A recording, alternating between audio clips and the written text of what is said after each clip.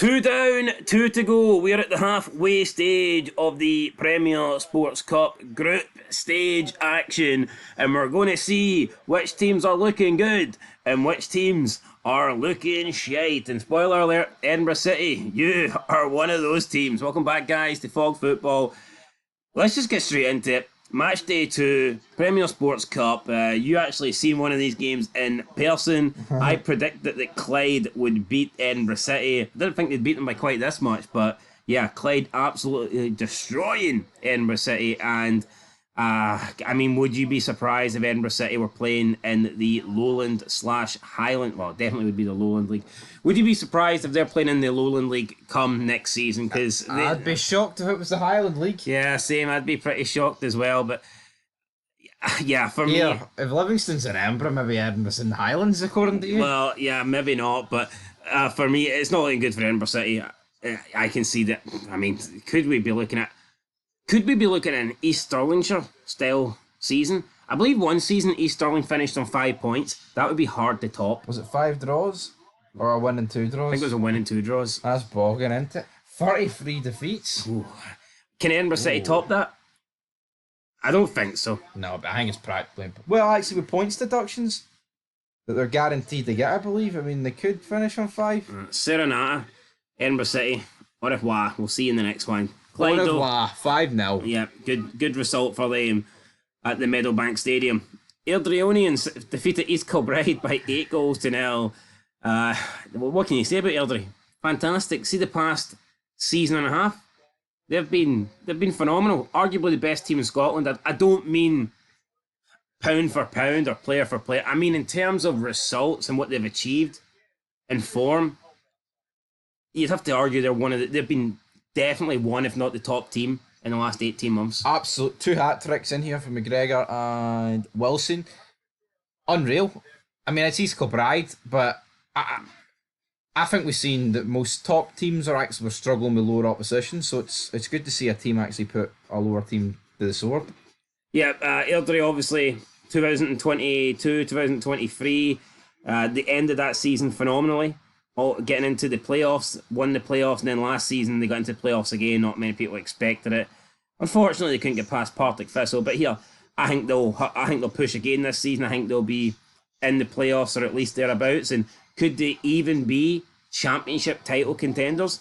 I think so. Without Dundee United in there, absolutely. Why not? With a poor Levy in there, I think we could see that. But Airdrieonians, I believe they won their opening game, and now this 8-0 win. They've got 1 foot in the next round. Absolutely. Queen of the South 2, Dumbarton 0. Queen of the South needed a win after losing to Aberdeen, and they got the win. Goals from Leighton McIntosh and Kieran McKecken gets them a 2-0 win over Dumbarton. Pretty simple. Simple result. Life without the Palmerston Pep continues. Oh, 1-0. Ayr United 1, Falkirk 0. I predicted Falkirk to win. I predicted Ayr United to win for the pure fact that I went Ayr United to top this group, and I thought, well, I have to go with Ayr United beat Falkirk then if that's the case, and they did. So it's the highest attendance so far. Highest attendance so far, 1,900. Anton Dodds with the winner.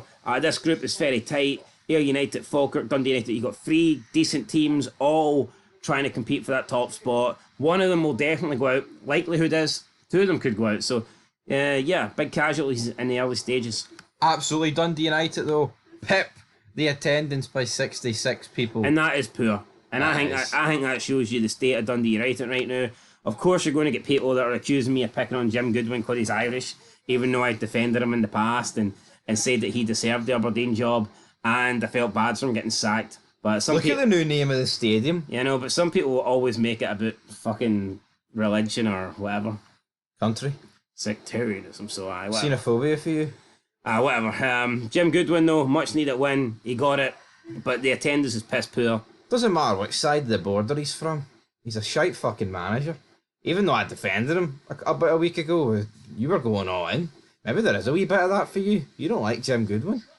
You can't handle him. I don't know. I've nothing against Jim Goodwin. I just think he's doing shite. Fair enough. And I think he lucked into Dundee United job. But here, there was no luck. Here, Dundee United putting 3 past Dennismuir. Much needed win. And they got it. Goals from Molt, Gallagher, and new signing Traban Miowski, who apparently is the next Bojan Miowski. Also had somebody say that Jim Goodwin's got nothing to do with Bojan Miovski. He was the one that signed him to Aberdeen, so He's got something to do with him. yeah. I made the connection that this guy is apparently the new Bojan Miovski. That's what he's getting called.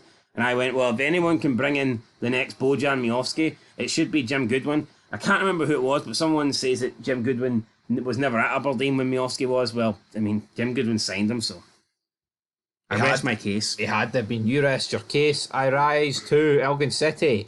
Kelty Hearts 1-1 with the team winning there. Yeah, I'll tell you what, it's not often you see someone getting sent off with 2 yellows in the first 30 minutes, but that's what happened with Jake Dolsansky.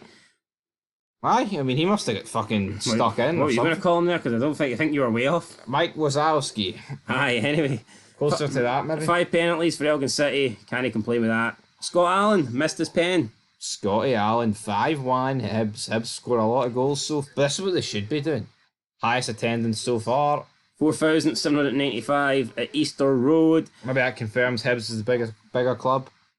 Bigger stadium, though. Could just be shite results for Dundee United. After Falkirk, people are showing their displeasure.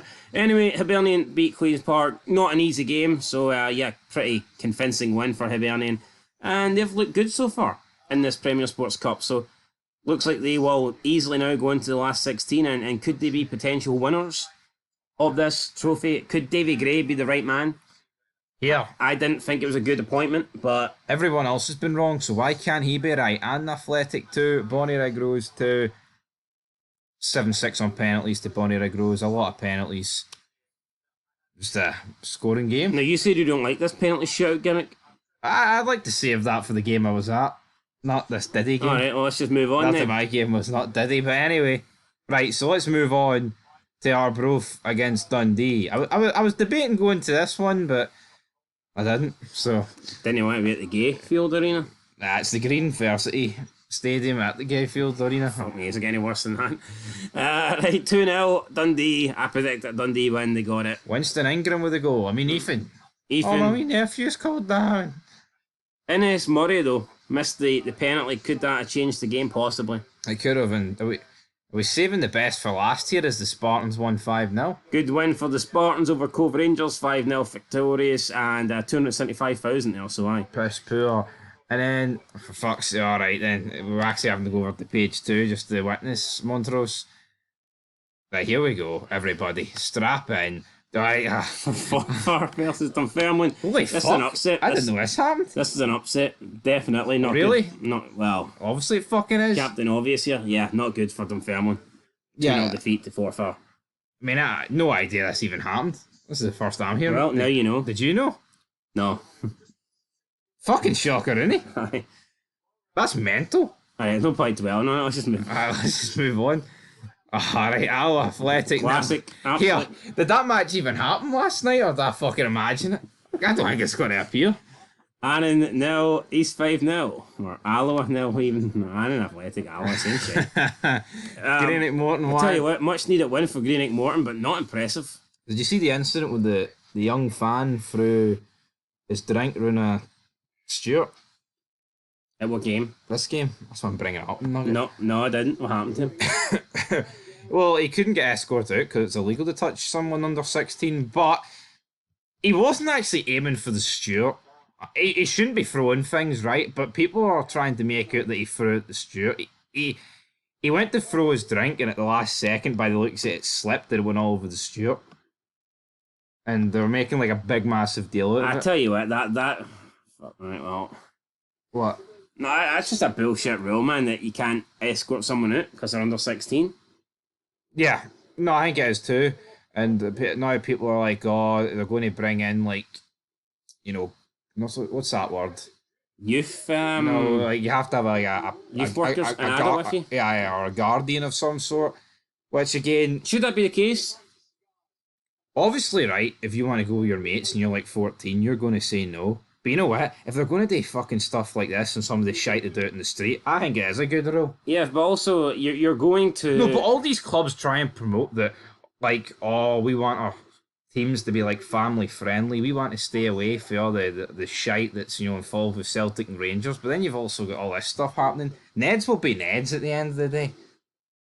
Can you argue though that a football stadium can be a dangerous place, and therefore that if you're under the age of 16, you should be accompanied by a guardian.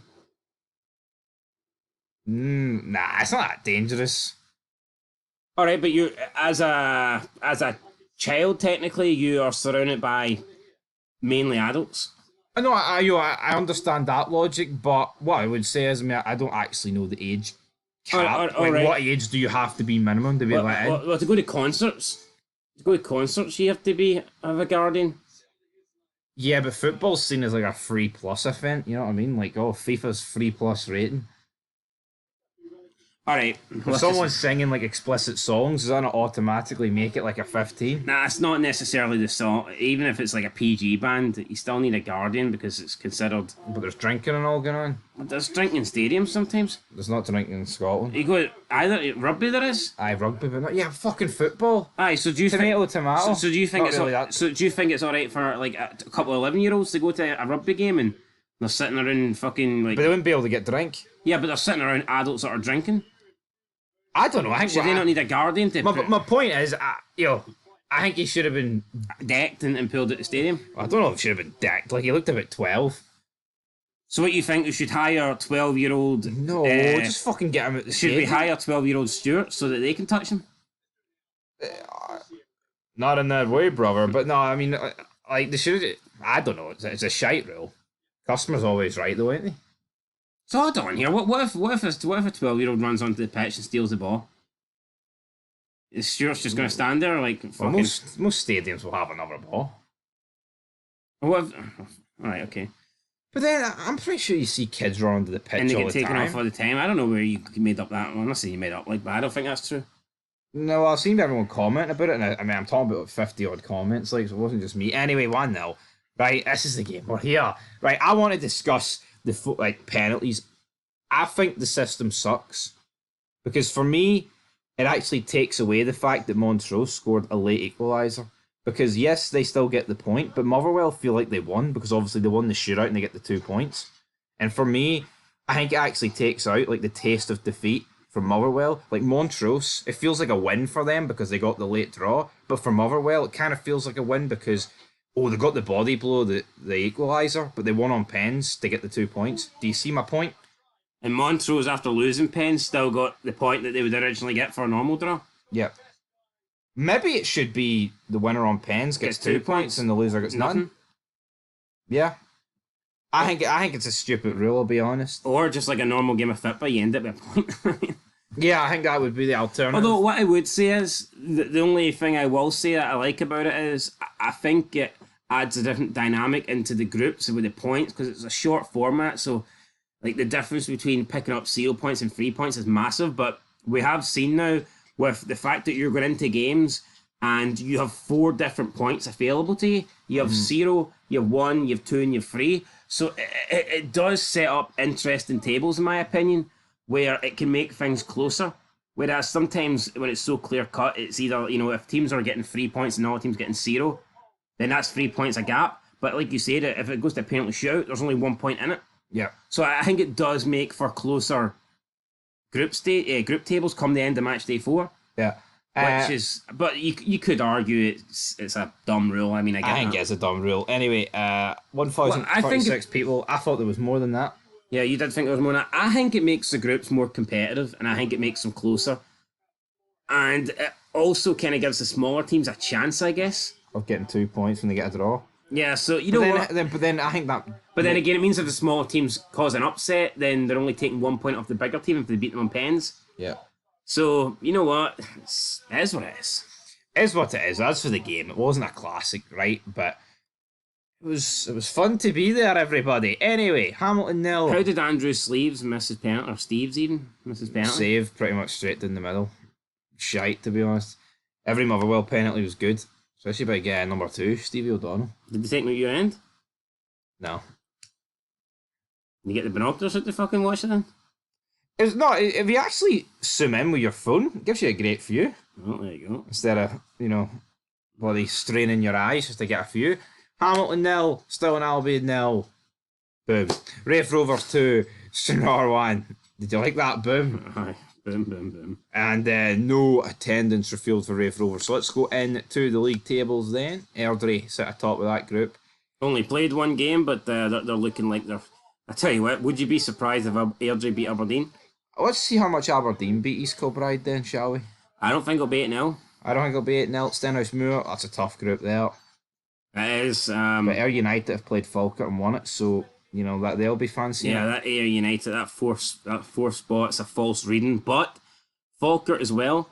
Their next two games are against Stenhousemuir and Buckie. Falkirk must be thinking, we win both of them, we get 9 points, that'll probably put us through. But Ayr United have still played Buckie and Stenhousemuir, and they'll be thinking 9 points puts us through.